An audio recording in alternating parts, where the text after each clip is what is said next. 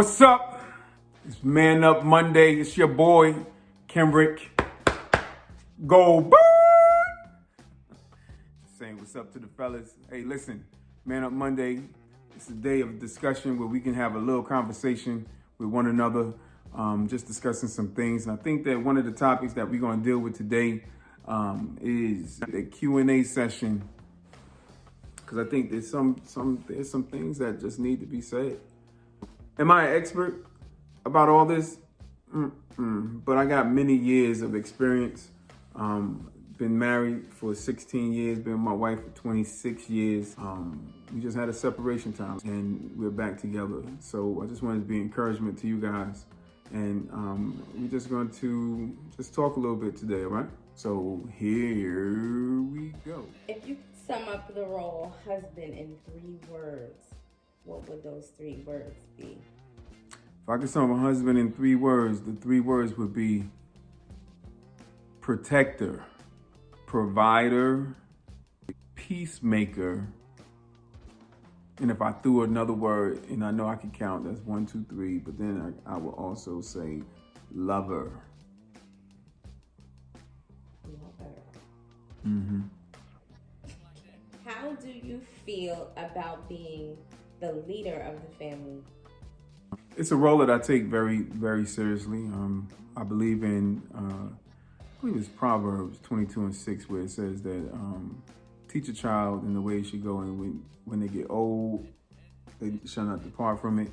And you know, I believe in being the leader that my kids can actually follow, and then also being a leader of the house where me and my wife can actually come together on a lot of things and, you know, agree to disagree or agree together, because I believe in the power of agreement. As long as I get close to Christ, you know I'm leading in the right direction. As I follow Christ, I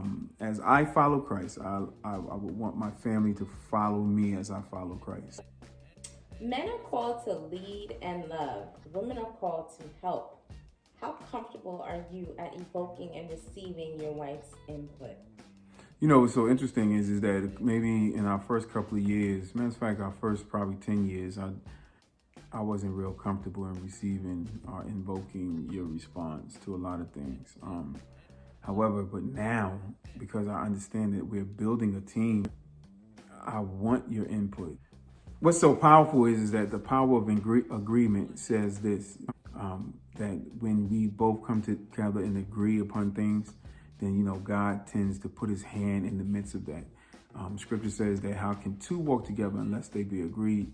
And I like the fact that when I come to you with it, then, you know, you can, you know, critique it, you can tweak it, you can make it a little better, and, you know, or you can disagree with it. And we all, you know, like I said, we agree to disagree. We come back to the table at some point. But I love now opening up my ideas and, you know, the dreams and the goals for the family, and just even the goals for ourselves. I love input. I love invoking the input now.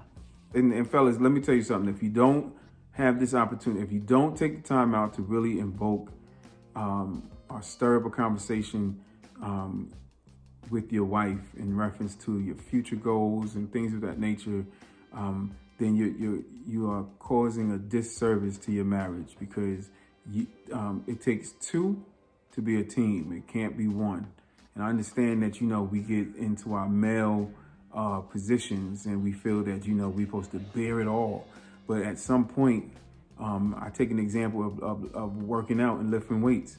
You know, if you work the muscle too much, then the muscle gets weak. A lot of us go to the gym and we tend to try to work out by ourselves, and we try to put too much weight on knowing that we can't handle it. That's why a lot of us need a spotter. Your wife could be your spotter at that time as you tend to lift, and she can be like, that's too much weight. Why don't we try it this way? Why don't we gradually get to that place? What's the most important job of being a husband? I think the most important job is to build the framework for your family. That's the most important job, to actually allow yourself to leave a legacy for your family. But I think before that, the most important job is a great relationship with God, because in all thy ways acknowledge him and he shall direct your path. So if you have that great relationship with God, he can direct you, he can steer you into the right direction, and you can lead the right way, you can love the right way, you can learn the right way, and you can be a great leader for your family and a great husband.